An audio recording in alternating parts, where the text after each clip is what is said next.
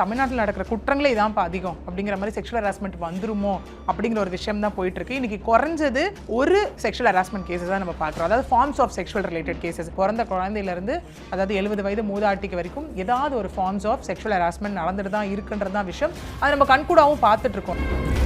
அதே மாதிரி தான் இதுலையும் பார்த்தோம் அப்படின்னா சொன்ன மாதிரி தூத்துக்குடி கோவில்பட்டி அங்கே நடந்த ஒரு இன்சிடென்ட் தான். 19ஆம் தேதி இரவு என்ன இருக்குது அப்படின்னா இவங்க கதவை லாக் பண்ணாமல் சும்மா சாத்திட்டு இவங்க உட்காந்து குழந்தைக்கு வந்து ஃபீட் பண்ணிட்டு இருந்திருக்காங்க. அந்த இடத்துல ஃபீட் பண்ணிட்டு இருக்கும் போது கதவை திறந்துட்டு வேகமாக உள்ளே வந்த இருவர் தான் கிட்ட நெருங்கும் போது இம்மீடியட்டாக அதில் ஒருத்தர் இந்த மாரியப்பன் அப்படிங்கிறவங்க வந்து குழந்தை 6 மாத குழந்தை அப்படியே பிடிச்சி தூக்கிட்டு கையில் இருந்த கத்திய குழந்தையோட கழுத்தில் வச்சிருக்காங்க.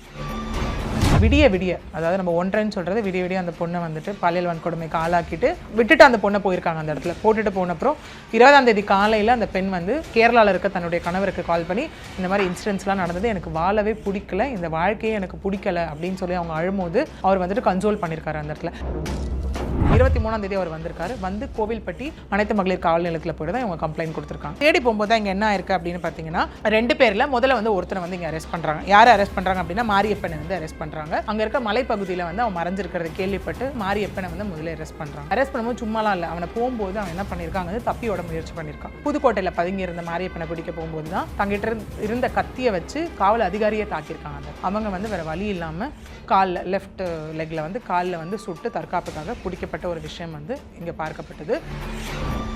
பாலியல் வன்கொடுமை கேசஸில் இன்வால்வ் ஆகிற எல்லாருக்குமே 80லேருந்து 90% வந்து ஒரு ஆல்கஹால் இல்லை ட்ரக் இன்வால்வ்மெண்ட்டும் அதில் இருக்குது. பலவந்தாங்கலில் நடந்தது என்னாச்சு, ஒரு பெண் காவல் அதிகாரிக்கு நடந்த ஒரு விஷயம். ஓகே, அதில் வந்துட்டு நான் போதையில் இருந்தேன் தெரியாமல் பண்ணிட்டேன்ற ஒரு விஷயம் ப்ளீ ஆஃப் இன்னசென்ஸ் எடுக்காங்க பார்த்துருக்காங்க. எல்லாருமே புரிஞ்சுக்க வேண்டிய ஒரு விஷயம் என்ன அப்படின்னா ஒரு ஆல்கஹாலில் இருக்கும் போதோ இல்லை ஒரு ட்ரக்கில் இருக்கும் போதோ நான் தெரியாமல் பண்ணிட்டேன்ற ப்ளீ ஆஃப் இன்னசென்ஸ் எடுக்க முடியாது. ஏன்னா அது எப்படி தெளிவாக அந்த இடத்துக்கு போக தெரியுது, தெளிவாக அவங்க ஒரு பெண்ணுன்னு தெரியுது, அவங்க வந்து கத்தி கூச்சலிடும் போது வந்துட்டு ஹராஸ்மெண்ட் ஃபார்மாக அங்கே நடக்குது. இது எல்லாமே தெளிவாக தானே பண்ணுறாங்க. இந்த 2 பேர் மேலே பார்த்தோம் அப்படின்னா ஆல்ரெடி நிறைய வழக்குகள் இருக்குது. ஒரு பெண்ணை இதே மாதிரி ரயில்வே ஸ்டேஷனில் ட்ரெயினில் போகும்போது ஃபோன் கேட்டு கொடுக்கலன்றதுக்காக அந்த பொண்ணை வெளில தள்ளி விட்டா ஒன்று. 2வது புளியந்தோப்புலேருந்து ஒரு பொண்ணு ட்ராவல் பண்ண பொண்ணை அங்கே ட்ரெயின் ஸ்லோ ஆகும்போது மலைப்பகுதிக்கு கூட்டு போய் அந்த பொண்ணை வந்து ரேப் பண்ணி கழுத்தறுத்து கொலை பண்ண கேசஸ் இருக்குது. ரீசெண்டாக தான் பெயிலில் வெளில வந்திருக்கான். வெளில வந்துட்டு பண்ண ஒரு விஷயம் தான் இது. மேம், இன்னொரு வழக்கு தமிழ்நாட்டில் முக்கியமானது. கோயில்பட்டியில் குழந்தைக்கு பால் கொடுத்துட்டு இருந்த ஒரு தாயை வந்து ஒரு 2 பேர் சேர்த்து கற்பழிச்சிருக்காங்க. அதுவும் அந்த குழந்தையை வச்சு பிளாக்மெயில் பண்ணி அது நடந்திருக்கு. அது ஒரு மிகப்பெரிய பேசுபொருளாக இருக்குது. காவல்துறை என்கவுண்டர் பண்ணியும் அந்த குற்றவாளிகளை பிடிச்ச காட்சிகளும் நம்ம வந்து தொடர்ச்சியாக வந்து பார்த்துட்ருக்கோம். அந்த வழக்கோட பின்னணி என்ன, இப்படி இது இவ்வளோ ஒரு விதமான இந்த எப்படி இதை புரிஞ்சுக்கிறது, தமிழ்நாடு இவ்வளோ நிறைய இந்த மாதிரியான விஷயங்களை பார்க்குற மாதிரி இருக்கே. ஏன்னா நமக்கு முன்னாடி சொல்லணும் பார்த்தோன்னா வேறு லெவல் ஆஃப் க்ரைம்ஸ் எல்லாம் லிஸ்ட்டில் இருந்தது போய் இன்னும் நமக்கு மேபி ஒரு 6 மாதம் அது கூட ஜாஸ்தி பீரியட் நான் சொல்கிறது.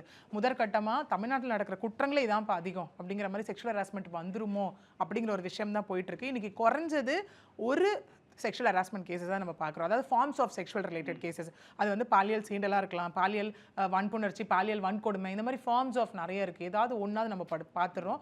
இன்னொன்று யாருக்கு தாங்க நடக்குது அப்படின்னு பார்த்தா பிறந்த குழந்தையிலேருந்து.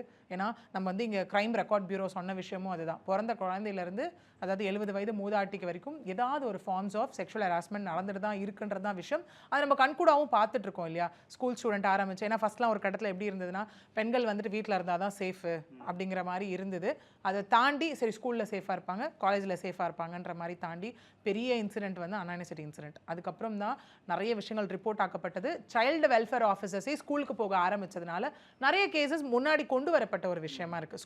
ஸ்கூலை தாண்டி இந்த இன்னொன்று இதில் பெருசாக பார்க்கணும் என்னென்னா இந்த மாதிரி பாலியல் வன்கொடுமை கேசஸில் இன்வால்வ் ஆகிற எல்லாருக்குமே 80லேருந்து 90% வந்து ஒரு ஆல்கஹால் இல்லை ட்ரக் இன்வால்வ்மெண்ட்டும் அதில் இருக்குது. ஏன்னா மேக்ஸிமம் நம்ம பார்த்தோம் அப்படின்னா போதை இதில் தான் அப்படிங்கிற மாதிரி தான் இருக்குது. இப்போது நமக்கு இதில் பலவந்தாங்கலில் நடந்தது என்னாச்சு, ஒரு பெண் காவல் அதிகாரிக்கு நடந்த ஒரு விஷயம். ஓகே, அதில் வந்துட்டு நான் போதையில் இருந்தேன் தெரியாமல் பண்ணிட்டேன்ற ஒரு விஷயம் ப்ளீ ஆஃப் இன்னசென்ஸ் எடுக்காங்க பார்த்துருக்காங்க. எல்லாருமே புரிஞ்சுக்க வேண்டிய ஒரு விஷயம் என்ன அப்படின்னா ஒரு ஆல்கஹாலில் இருக்கும் போதோ இல்லை ஒரு ட்ரக்கில் இருக்கும் போதோ நான் தெரியாமல் பண்ணிட்டேன்ற ப்ளீ ஆஃப் இன்னசென்ஸ் எடுக்க முடியாது. ஏன்னா அது எப்படி தெளிவாக அந்த இடத்துக்கு போக தெரியுது, தெளிவாக அவங்க ஒரு பெண்ணுன்னு தெரியுது. ஓகே, செயின் ஸ்நாச்சிங் பண்ண போகிறாங்க, அவங்க வந்து கத்தி கூச்சலிடும் போது வந்துட்டு ஹராஸ்மெண்ட் ஃபார்மாக அங்கே நடக்குது. இது எல்லாமே தெளிவாக தானே பண்ணுறாங்க. இதெல்லாம் தெளிவாக பண்ணிட்டு அதுக்கப்புறம் எப்படி அவங்க வந்து இல்லைங்க நான் ஒரு இன்னசென்ட்னு எடுக்க முடியும்னு தெரியல. So that won't be accepted and cannot be accepted. அதில் வர ஆனால் அவங்க சில ட்ரை பண்ணுறாங்க அந்த மாதிரி. நாங்கள் ஆமா அதுதானே இன்னொன்னு அது ஒண்ணு கண்டிப்பா இப்ப தப்பிக்கிறதுக்கு யார் வந்து எடுத்துட்டு நான் குற்றவாளின்னு ஒத்துப்பா இந்த இடத்துல ஒத்துக்கிட்டா தியாகி ஆக்கிற மாட்டோம் நம்ம எல்லாம் அப்படிலாம் ஒத்துக்கிறதுக்கு யாருமே ரெடியா இல்ல முதல் விஷயம். ரெண்டாவது என்ன அப்படின்னு பார்த்தா இன்னொரு பெரிய வருத்தத்துக்குரிய விஷயம், இந்த மாதிரி செக்ஷுவல் ஹராஸ்மெண்ட் ரிலேட்டடா ஈடுபடுறவங்க எல்லாரும் 95% மேல வந்து ஆல்ரெடி நிறைய கேசஸ் இருக்கு. குற்ற சரித்திர பின்னாடி நம்ம ஹிஸ்ட்ரி கிரிமினல் ஷீட்ஸ்னு சொல்றோம்ல, அது நிறைய கேசஸ் அங்க இருக்கிறத நம்மளால பார்க்க முடியுது. அகெயின் இந்த கேஸ்லயும் அது இருக்கு. நம்ம அந்த ட்ரெயின் இன்சிடென்ட் நடக்கும்போது ரொம்ப பெருசா நம்மளால கஷ்டப்பட்டுட்டு இருந்தோம். சரிப்பா நடக்குது, பட் ஆனா ஒரு பிரெக்னெண்டா இருக்க லேடி கூடவா இப்படி நடக்கணும்? கேவி குப்பம் இன்சிடென்ட் பண்ணும்போது இப்படி நடக்கணுமா அப்படின்னு பார்த்தோம். அதுலயும் நம்ம ஆல்ரெடி பார்க்கும்போது 2 இன்சிடென்ட் அந்த ஆள் மேல ஆல்ரெடி இருக்கு. 2021 24 2 இன்சிடென்ட் இருக்கு. ஒரு பெண்ணை இதே மாதிரி ரயில்வே ஸ்டேஷன்ல ட்ரெயின்ல போகும்போது ஃபோன் கேட்டு கொடுக்கலன்றதுக்காக அந்த பொண்ணை வெளில தள்ளி விட்டா ஒண்ணு. ரெண்டாவது புளியந்தோப்புல இருந்து ஒரு பொண்ணு டிராவல் பண்ண பொண்ணு அங்க ட்ரெயின் ஸ்லோ ஆகும்போது மலைப்பகுதி கூட்டு போய் அந்த பொண்ணை வந்து ரேப் பண்ணி கழுத்தறுத்து கொலை பண்ண கேசஸ் இருக்கு. ரீசெண்டாக தான் பெயிலில் வெளில வந்திருக்கான். வெளில வந்துட்டு பண்ண ஒரு விஷயம் தான் இது. ஓகே, அதே மாதிரி தான் சரி நமக்கு ஒரு புது விஷயம், அது எல்லாருக்கும் ஹராஸ்மெண்ட் நடக்கிறத தாண்டி ஒரு ப்ரெக்னென்ட் லேடிக்கு நடந்திருக்குங்க. அதை தாண்டி 6 மாத குழந்தைக்கு பால் ஊட்டும் தாய்க்கு இந்த விஷயம் இங்கே நடந்திருக்கு. அது என்னதான் அப்போ சில காம கொடூரர்கள் அவங்க கண்ணுக்கெல்லாம் இப்போ எப்படி இல்லை பேப்பரில் பெண்ணுன்னு எழுதி வச்சா கூட அந்த மாதிரி விஷயங்கள் தானே இப்போ நமக்கு இங்கே சொல்ல தோணுது. அதே மாதிரி தான் இந்த இன்சிடென்ட் வந்து பார்த்தீங்கன்னா 19 பிப்ரவரி அன்னைக்கு நடந்த ஒரு இன்சிடென்ட்டாக இங்கே பார்க்கப்படுது. ஓகே, இதுலேயும் திரும்ப எனக்கு என்ன ஒரே ஒரு விஷயம் நான் ஒரு ரெக்வஸ்ட்டாக சொசைட்டி சொல்கிறேன்னா, சொசைட்டி பிளேமிங் ஷேமிங் தயவு செஞ்சு இதில் பண்ணாதீங்க. ஏன்னா எல்லாருமே சொல்கிற விஷயம் அதுதான். எல்லாமே கேட்குறது அதுதான். ஒரு பெண் ஏன் அங்கே போனா, ஏன் அங்கே நின்னா, ஏன் அது பண்ணா, ஃபர்ஸ்ட் நம்ம என்ன சொல்லிட்டு இருந்தோம், ட்ரெஸ்ஸிங் சென்ஸ் தான் ரேப் ஆகுது அப்படின்னு சொன்னோம். அதை தாண்டி பிறந்த குழந்தைக்கு ஏன் நடக்குது அந்த இடத்துல? அட் தி அதர் எண்டு வந்து நம்ம நிறைய பார்த்துருக்கோம். போக்சோ கேசஸ்லேயே நம்ம பார்த்துருப்போம். ரீசெண்டாக வந்து ஒரு டியூஷன் எடுக்கிற ஒரு டீச்சர்னால அங்கே படிக்கிற ஒரு ஸ்டூடெண்ட்டுக்கு நடந்தது, அதாவது ஒரு ஆண் குழந்தைக்கு நடந்ததையும் நம்ம பார்க்க முடிஞ்சது. ஸோ போக்சோன்னும் போது 18 வயசு கீழே உள்ள ஆண் குழந்தைகள் பெண் குழந்தைகள் எல்லாருக்கும் தான் அங்கே ஆகும். சில பெண்களும் பண்ணுறாங்க, பட் அதை தாண்டி மேஜராக பண்ணுறது இந்த இடத்துல ஆண்களாக தான் இருக்க முடியுது. அதே மாதிரி தான் இதுலேயும் பார்த்தோம் அப்படின்னா சொன்ன மாதிரி தூத்துக்குடி கோவில்பட்டி அங்கே நடந்த ஒரு இன்சிடென்ட் தான். 19ஆம் தேதி நைட்டு இரவு 2 முறை நடந்த இன்சிடென்ட் இது. நைட்டு ஒரு வாட்டி, நைட்டு 1:30 மணி மிட் நைட்டுக்கு நடந்த ஒரு இன்சிடென்ட். அந்த ஊரில் வந்து பார்த்தோம் அப்படின்னா 2 தம்பதிகள் வந்துட்டு குழந்தை 6 மாத குழந்தையோடு அங்கே வசிச்சுட்டு வராங்க. அந்த ஜென் வந்துட்டு அவங்க பெண் வீட்டில் ரொம்ப ஸ்ட்ரிக்ட், அதாவது ஜாதி ஸ்ட்ரிக்கான் ஆயிருக்கிறதுனால ஜாதி மறுப்பு திருமணம் பண்ணிட்டு இந்த ஆணனுடைய கணவருடைய உறவினர்கள் எங்கே இருக்காங்களோ அந்த இடத்துல தான் வீடு பார்த்துட்டு இவங்களை வச்சுட்டு அவரோட ஒர்க் கேரளா அப்படிங்கிறதுனால அவர் கேரளாவில் இருந்திருக்கார். இதை தாண்டி 19ஆம் தேதி இரவு என்ன ஆயிருக்கு அப்படின்னா, இவங்க கதவை லாக் பண்ணாமல் சும்மா சாத்திட்டு இவங்க உட்காந்து குழந்தைக்கு வந்து ஃபீட் பண்ணிட்டு இருந்திருக்காங்க. அந்த இடத்துல ஃபீட் பண்ணிட்டு இருக்கும் போது கதவை திறந்துட்டு வேகமாக உள்ளே வந்த இருவர் தான் அந்த இடத்துல என்ன சொல்லப்படுது அப்படின்னா, இந்த இடத்துல மாரிச்செல்வம் மாரியப்பன் அப்படின்னு சொல்லப்படுது. உள்ளே வந்தவங்க தான் கதவை வந்துட்டு லாக் பண்ணிவிட்டு அதுக்கப்புறம் அவங்க கிட்ட நெருங்கும் போது அவங்க வந்துட்டு கத்திருக்காங்க. அந்த இடத்துல கத்தும் போது இம்மீடியட்டாக அதில் ஒருத்தர் என்ன பண்ணியிருக்கான், இந்த மாரியப்பன் அப்படிங்கிறவங்க வந்து குழந்தை 6 மாத குழந்தை அப்படியே பிடிச்சி தூக்கிட்டு கையில் இருந்த கத்தியை குழந்தையோட கழுத்தில் வச்சுட்டு அந்த இடத்துல போகும்போது அந்த மாரி செல்வம் வந்து அந்த பெண்ணினுடைய வாயை பொத்தி, அதாவது கத்தாமல் இருக்கணும் அப்படிங்கிறதுக்காக வாயை பொத்திருக்காங்க. அந்த இடத்துல பொத்தினது மட்டும் இல்லாமல் அங்கே சொன்ன விஷயம் என்னவா இருந்திருக்கு அப்படின்னா, எங்களுடைய பாலியல் இச்சைக்கு வந்து இப்போ நீ கூட ஒத்துழைக்கலை அப்படின்னா உன்னுடைய குழந்தையை இங்கேயே நான் கழுத்தறுத்து போட்டுருவேன் அப்படிங்கிற ஒரு விஷயம் அங்கே சொல்லப்பட்டிருக்கு. ஓகே, இங்கே எல்லாரும் இங்கே நிறைய பேர் கேட்கலாம், ஆக்சுவலி அந்த பெண் வந்து கத்திருக்கலாம், கூச்சலிட்டிருக்கலாம், ஏதாவது ஒன்று பண்ணியிருக்கலாம் அப்படின்னும் போது ஒரு பெண்ணாக இருந்தால் அவங்க அங்கே என்ன வேணால் பண்ணியிருக்கலாம். பட் கையில் மாட்டிட்டு அந்த இடத்துல சிக்கிட்டு இருக்கிறது ஒரு 6 மாத குழந்தை. ஸோ எந்த ஒரு தாய்க்கு வந்து அங்கே எப்படி இருக்குன்னா, தன்னுடைய குழந்தை எப்படியாவது தான் சேஃப்கார்ட் பண்ணிடலாம், காப்பாற்றிடலாம் அப்படிங்கிற ஒரு விஷயம் தான் அங்கே இருக்கும். இந்த தாயும் வேறு வழி இல்லாமல் இங்கே அந்த விஷயம் தான் நடந்திருக்கு. ஸோ 2 பேரும் மாறி மாறி இந்த பெண்ணை வந்துட்டு பாலியல் வன்கொடுமை பண்ணிட்டு கிளம்பியாச்சு. கிளம்பினதுக்கப்புறம் இரவு அதே மாதிரி 1:30 மணி 19ஆம் தேதி இரவு 1:30 மணிக்கு வந்து அதே மாதிரி திரும்ப கதவு தட்டுற சத்தம் கேட்டோன்னே அவங்க கொஞ்சமாக கதவை விலக்கி யாருன்னு பார்க்கும்போது அதே மாதிரி அப்பயும் அதே ஃபோர்ஸ்ஃபுல்லோட உள்ள வந்து திரும்ப அதே கத்தியை அந்த குழந்தைய வச்சு கழுத்து கிட்ட வச்சு ரொம்ப த்ரெட்டன் பண்ணி விடிய அதாவது நம்ம 1:30ன்னு சொல்கிறது விடிய அந்த பொண்ணை வந்துட்டு பாலியல் வன்கொடுமைக்கு ஆளாக்கிட்டு அவங்க போனதுக்கப்புறம் அந்த பெண் அசந்து இருந்த டைம் விட்டுட்டு அந்த பொண்ணை போயிருக்காங்க. அந்த இடத்துல போட்டுட்டு போனப்புறம் 20ஆம் தேதி காலையில் அந்த பெண் வந்து கேரளாவில் இருக்க தன்னுடைய கணவருக்கு கால் பண்ணி இந்த மாதிரி இன்சிடென்ட்ஸ்லாம் நடந்தது, எனக்கு வாழவே பிடிக்கல, இந்த வாழ்க்கையே எனக்கு பிடிக்கல அப்படின்னு சொல்லி அவங்க அழும்போது அவர் வந்துட்டு கன்சோல் பண்ணியிருக்காரு அந்த இடத்துல. ஸோ இங்கே நம்ம புரிஞ்சுக்க வேண்டியது என்ன அப்படின்னா, அந்த கணவரோட விஷயத்தை தான். ஒரு மனைவி தனியாக இருக்காங்க இந்த மாதிரி சொல்லும் போது, ஏன்னா சைக்கலாஜிக்கல் ட்ராமா பெரிய ட்ராமா நமக்கே தெரியும். இந்த மாதிரி ஒரு இன்சிடென்ட் நடக்கும்போது யார் நமக்கு ஆதரவாக இருக்க மாட்டாங்களான்றத ஒரு பெண்ணினுடைய உள்ளம் வந்து தேடுற ஒரு பெரிய விஷயமா இந்த இடத்துல இருக்கும். அவர் அந்த இடத்துல போய் உட்காந்துட்டு ப்ளேம் பண்ணியிருந்தாருன்னா என்ன இருக்கும், அந்த பெண் கண்டிப்பாக ஒரு தவறான முடிவு தான் அங்கே எடுத்திருப்பாங்க. ஏன்னா வாழ பிடிக்கலாம், மேபி ஒரு சூசைட் கூட ஏதோ ஒன்று பண்ணியிருக்கலாம். பட் அவர் அந்த இடத்துல கன்சோல் பண்ணி இதெல்லாம் ஒன்றுமே கிடையாது, அவங்க செஞ்ச தப்புக்கு நீ என்ன பண்ணுவேன், நான் எவ்வளோ சீக்கிரம் முடியுமோ லீவ் கேட்டுட்டு நான் வந்துடுறேன்னு அவர் கொடுத்த நம்பிக்கையின் பேரில் பா என்னோட கணவர் என்னை புரிஞ்சுக்கிட்டாருப்பா அப்படின்ற ஒரு நம்பிக்கை தான் அந்த பெண்ணுக்கு அந்த இடத்துல. அவங்க வெயிட் பண்ணிட்டு இருந்தப்போ பிப்ரவரி 23ஆம் தேதி அவர் வந்திருக்காரு. சம்பவம் நடந்து 4 நாளைக்கு அதாவது 20ஆம் தேதி அவங்க காலைல பேசியிருக்காங்க. 3 நாளைக்கு அப்புறம் 23ஆம் தேதி அவர் வந்திருக்காரு. வந்து கோவில்பட்டி அனைத்து மகளிர் காவல் நிலையத்தில் போய் தான் இவங்க கம்ப்ளைண்ட் கொடுத்துருக்காங்க. இந்த மாதிரி விஷயங்கள் நடந்தது. ஸோ அந்த 2 காமுகன் மீது வந்து இந்த மாதிரி நடவடிக்கை எடுங்கன்னு கொடுத்ததின் பேரில் போலீஸ் என்ன பண்ணுறாங்க, திரும்ப இதே மாதிரி யாராவது பண்ணியிருக்காங்களா இல்லை எந்த மாதிரி அவங்க சொன்ன அங்கு அடையாளங்களை வச்சு நமக்கு ஸ்டேஷனில் ரெக்கார்ட்ஸ் இருக்கும் இல்லையா, ஸோ அந்த ரெக்கார்ட்ஸ் எடுத்து போலீஸ் இவங்க கிட்ட காட்டும் போது தான் இவங்க அடையாளம் இவங்கன்னு சொன்ன உடனே இந்த 2 பேரையும் வந்து அவங்க அதுக்கப்புறம் தேடி போகிறாங்க. தேடி போகும்போது தான் இங்கே என்ன இருக்குது அப்படின்னு பார்த்தீங்கன்னா, இந்த 2 பேரில் முதல்ல வந்து ஒருத்தனை வந்து இங்கே அரெஸ்ட் பண்ணுறாங்க. யாரை அரெஸ்ட் பண்ணுறாங்க அப்படின்னா மாரியப்பனை வந்து அரெஸ்ட் பண்ணுறாங்க. அங்கே இருக்க மலைப்பகுதியில் வந்து அவன் மறைஞ்சிருக்கிறது கேள்விப்பட்டு, அதான் ஐஎஸ் மூலியமாக கேள்விப்பட்டு 4 தனிப்படை அமைக்கிறாங்க. அதாவது காவல் நிலையத்துக்கு வந்து இந்த கம்ப்ளைண்ட் போனோடனே அவங்க என்ன பண்ணுறாங்க அப்படின்னா, இங்கே வந்துட்டு மாவட்ட காவல் கண்காணிப்பாளர் ஆல்பர்ட் ஜான் அவரோட நாலேஜுக்கு எடுத்துகிட்டு போகிறாங்க. எடுத்துகிட்டு போனோடனே அவர் வந்து 4 தனிப்படை அமைக்கிறாரு. அமைச்சு தான் இவங்க வந்து தேட ஆரம்பிக்கும் போது அங்கே இருக்க மலைப்பகுதியில் தான் மாரியப்பனை வந்து முதல்ல அரெஸ்ட் பண்ணுறாங்க. அரெஸ்ட் பண்ணும்போது சும்மாலாம் இல்லை, அவனை போகும்போது அவன் என்ன பண்ணியிருக்காங்க வந்து தப்பியோட முயற்சி பண்ணியிருக்கான். ஸோ அங்கே இருக்க பாறாங்கல்ல வந்து இதுவாகி வலிக்கு கீழே விழுந்ததுக்கப்புறம் தான் மாவு கட்டு போடப்பட்டிருக்காங்க. ரைட் லெக்கில் மாவு கட்டு போடப்பட்டிருக்கு. 2வது மாரி செல்வம் வந்து தேடிட்டு இருந்திருக்காங்க. அப்போ தான் 4 தனிப்படை போகும்போது என்ன பண்ணியிருக்காங்கன்னா, தங்கிட்ட புதுக்கோட்டையில் பதுங்கி இருந்த மாரியப்பனை பிடிக்க போகும்போது தான் தங்கிட்ட இருந்த கத்தியை வச்சு காவல் அதிகாரியை தாக்கியிருக்காங்க அந்த இடத்துல.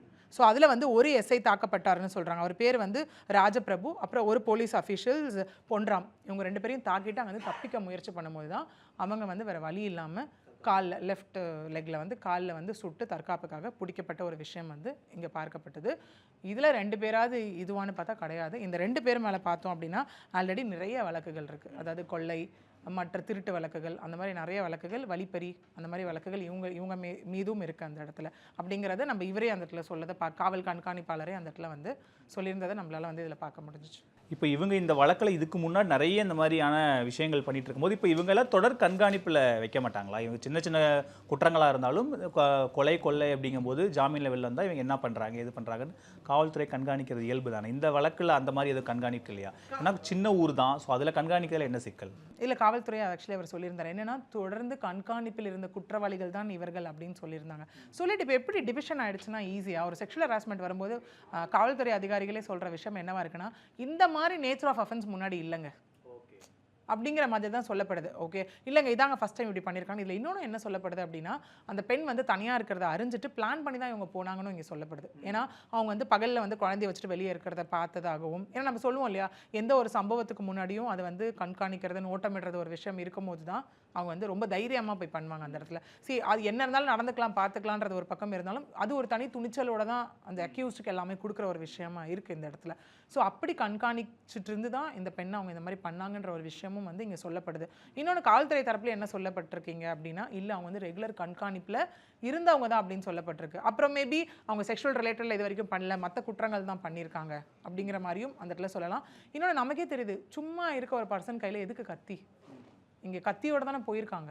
போனது மட்டும் இல்லாமல் திரும்ப இரவு 1:30 மணிக்கு அந்த பெண்ணை போயிட்டு திரும்ப விடிய அந்த விஷயமும் இங்கே என்ன அப்படின்னா டு அன் எக்ஸ்ட்ரீம் தான் இது. ஓகே, ஏன்னா காவல்துறையில் வந்துட்டு இப்போ நம்ம எல்லாமே கேட்குற கேள்வி அதுதான், காவல்துறை என்ன பண்ணிட்டு இருந்தாங்க, ஏன் கண்காணிக்கல, ஏன் அவங்கள இது பண்ணலை அப்படிங்கிற மாதிரி. ஞானசேகரன் எடுத்து அந்த ஒரு வெப்பன் ரெஃபர்மேட்டிவ் வெப்பன். ஓகே, இங்கே இவங்க என்னென்னா ரெகுலராக கோர்ட்டுக்கு போகிறாங்க, போயிட்டு சைன் பண்ணிட்டு வராங்க அப்படின்ற ஒரு விஷயமா தான் இங்கே இருக்குது. இன்னொன்று அந்த ஹிஸ்ட்ரி ஆஃப் இது இருக்குவீங்க, கேட்டகரிஸ் இருக்குவீங்க, ஹிஸ்ட்ரி ஷீட்ஸ்ன்னு நம்ம சொல்லுவோம் இல்லையா, அதுலேயே நமக்கு கேட்டகரிஸ் இருக்குது. கேடின்றது தான் ஃபஸ்ட்டு நோன் டிப்ரியேட்டர்ஸ்ன்னு நம்ம சொல்லுவோம், ஃபஸ்ட்டு வர்றது அந்த சொல்லுவோம்ல A+ கேட்டகரி, அந்த ரவுடிஸ் எல்லாமே சொல்லுவோம்ல, அவங்க எல்லாம் டு த டாப் மோஸ்ட். இப்போ நம்ம சொல்லுவோம்ல, ஏதாவது ஒரு அசம்பாவிதம் நடக்கிறதுக்கு முன்னாடியே அரெஸ்ட் பண்ணப்படுவாங்கன்னு சொல்கிறோம் இல்லையா, அவங்க எல்லாம் அந்த கேட்டகரியில் இருக்கவங்க தான். விச் மீன்ஸ் கூண்டாஸ் போடப்பட்டவங்க, ரிப்பீட்டடாக கூண்டாஸ் போட்டு ரிப்பீட்டடாக ஒரு விஷயம் ஏதாவது ஒரு பிரச்சனை வருதுங்க, இவங்க உடனே உள்ளே வந்துடுவாங்க, பிரச்சனை பண்ணிடுவாங்கன்னு நினைக்கிறவங்க தான் இமீடியட் லிஸ்ட்டில் கொண்டு வரப்படுறாங்க. அதுக்கப்புறம் நமக்கு அடுத்து one time offender, repeated offender அப்படின்னா 2 வாட்டி பண்ணியிருக்காங்களா, என்ன நேச்சர் ஆஃப் பண்ணியிருக்காங்க, இந்த மாதிரி நமக்கு கேட்டகரைசேஷன் ஆஃப் ஹிஸ்ட்ரி ஷீட்ஸ் இருக்குது. அதில் தான் இவங்க எல்லாம் ஒரு வேலை மறைஞ்சு தப்பிக்கப்பட விட்டுட்டு இருக்காங்களோ அப்படிங்கிற ஒரு சஸ்பெக்டும் நமக்கு இந்த இடத்துல வருது. என்னென்ன செக்ஷன்லலாம் அவங்க மேலே வழக்கு பதிவு செஞ்சுருக்காங்க? இல்லை, ஆப்வியஸாக நம்ம கண்டிப்பாக இந்த இடத்துல ரேப் போடுவாங்க, கண்டிப்பாக நமக்கு தெரிஞ்ச விஷயம். இன்னும் செக்ஷன் டீட்டெயில்ஸ் நமக்கு வெளியே வரல, ஏன்னா ரொம்ப சென்சிட்டிவான ஒரு விஷயம் அப்படிங்கிறதுனால கண்டிப்பாக லைக் இது வந்து செக்ஷுவல் விஷயம் இருக்கும். Chances are there that. இன்னொன்று என்னென்னா அவங்க முன்னாடியே செக்ஷுவல் விஷயத்தில் ஈடுபடலை அப்படிங்கிறாங்க. இருந்திருந்தால் கூண்டாஸும் இந்த இடத்துல நம்ம எக்ஸ்பெக்ட் பண்ணியிருக்கலாம். இந்த இடத்துல. ஓகே, அதை தாண்டி என்ன அப்படின்னா தனியாக இருக்க விமனை வந்து மிரட்டின கிரிமினல் இன்டிமிடேஷனுக்கான விஷயம் இருக்கும், ரேப்புக்கான விஷயம் இருக்கும், sexual harassment without the permission, குழந்தைய வந்து அட்டெம்ப்ட் டு மர்டர் கூட அந்த இடத்துல இருக்கும், போடப்படலாம் செக்ஷன்ஸ். ஏன்னா குழந்தைய மிரட்டிடுவேன்னு சொல்லி தானே ஒரு விஷயத்தை அவனுங்க சாதிச்சிருக்காங்க. இதே அந்த பெண்ணை வந்து இங்கே நிறைய விஷயங்கள் அந்த மாதிரி இருக்கும். ஒரு பெண்ணை வந்து நீ ஒத்துழைக்கலன்னா உனக்கு குத்திடுவேன்னு சொன்னால் கூட அந்த பெண்ணை ஒத்துழைச்சிருக்க மாட்டா. ஒத்துழைக்கிறது மீன்ஸ் நான் கன்சர்ன் பேஸில் சொல்லலை இந்த இடத்துல. அந்த பெண்ணை அப்படி கூட த்ரெட்டன் பண்ணியிருந்தா கூட அந்த பெண்ணால் ஒன்றும் பண்ணியிருக்க முடியாதுன்னு தான் சொல்கிறேன். ஏன்னா 2 ஆண்கள் சேர்ந்து அந்த ஒரு வலிவை ஒரு பெண்ணு மேலே காட்டும் போது அதில் என்ன நடந்திருக்கும், அதுதான் இங்கே கன்சென்ட் இல்லைன்றது தெளிவாக இருக்குது இந்த இடத்துல. ஏன்னா நம்ம லா பொறுத்த வரைக்கும் ஒரு விஷயம் நடக்குதுன்னா வித் கன்சென்ட் ஒரு வித்தவுட் கன்சென்ட் தான் பார்ப்போம். That too especially when it comes to the terms of rape. ஏன்னா இப்போ நம்ம ரொம்ப ரீசெண்டாக ஒரு விஷயம் பார்த்தா மேரிட்டல் ரேப் இஸ் ரேப்பா நாட் ரேப்பான ஒரு பெரிய கான்ட்ரவர்சி போயிட்டுருக்கு. அதுக்கு ஒரு ஜட்மெண்ட்டும் நாட் ரேப்புன்ற மாதிரி கொடுத்துருக்காங்க அந்த இடத்துல. விச் மீன்ஸ் தாலி கட்டிட்டாலே லைசன்ஸ் ஆன்ற மாதிரி கொஷின்ஸ் எல்லாம் நமக்கு வந்துட்டு இருக்கு இல்லையா. ஸோ அதுதான் ஒரு பெண் ஒரு விஷயத்தை வந்து அது நிரூபிக்கிறது ஒரு பெரிய லூப் ஹோல் ஃபேக்டராக இருக்குது. இப்போ நிறைய கேசஸ் நம்ம பார்க்குறோம், லவ் பண்ணிட்டு கல்யாணம் பண்ணிக்கிறேன்னு ஏமாற்றிட்டு போயிடுவாங்க, செக்ஷுவல் வச்சுட்டு போயிடுவாங்க. அந்த இடத்துல போகும்போது 2 பேருமே அடல்ட்டு. ஓகே, ஒருவேளை இந்த பெண் வந்து ரிவெஞ்ச் எடுக்கிறதுக்காக அந்த ஆண் மேலே கம்ப்ளைண்ட் கொடுக்குறாங்களா இல்லை நிஜமாவே பாதிக்கப்பட்டிருக்காங்களான்ற ஒரு விஷயம் அங்கே பார்க்கும்போது தான் நிஜமாவே பாதிக்கப்பட்டிருந்தா வித்தவுட் கன்சென்ட், இல்லை நிஜமாவே லிவனில் இருக்கேன்னு அக்செப்ட் பண்ணிட்டு அந்த ஆணை பழி வாங்கணும்னு நினச்சாங்க ஒரு கம்ப்ளைண்ட் ரெஜிஸ்டர் பண்ணியிருந்தாங்கன்னா அதுவும் ப்ரூவ் பண்ணுற ஃபேக்டரில் தான் தெரிய போகுது அது கான்செக்சுவல் செக்ஸா இல்லை வந்துட்டு கன்சென்ட் கொடுக்காத ஒரு விஷயமா தெரிய போகுது. ஸோ இது எல்லாமே நமக்கு ஆப்வியஸாக தெரியுது இல்லை, கன்சென்ட்டே இல்லாத ஒரு விஷயம் தானே. ஸோ ரேப்புன்றது which is been a fixed warning, அதுக்கான பனிஷ்மெண்ட் மேண்டேட்ரி அங்கே இருக்க தான் போகுது. மினிமம் நம்ம சொல்ற மாதிரி 10 வருஷம் டு மேக்ஸிமம். அதோட வெலாசிட்டி நம்ம பார்க்கணும், எந்த அளவுக்கு அது வந்து கொடுமையாக வக்ரமாக பண்ணியிருக்காங்க, எந்த மாதிரி ஃபேக்டர்ஸ் எல்லாம் இதில் இன்க்ளூட் ஆயிருக்குன்றதை பொறுத்து மிச்ச செக்ஷன்ஸ் எல்லாமே நம்ம இதில் இன்னும் இன்க்ளூட் பண்ணப்படும். அதில் நன்றி மேம், இவ்வளோ நேரம் உங்கள் நேரத்தை எங்களோட செலவழிச்சதுக்கு ரொம்ப நன்றி. நன்றி சார்.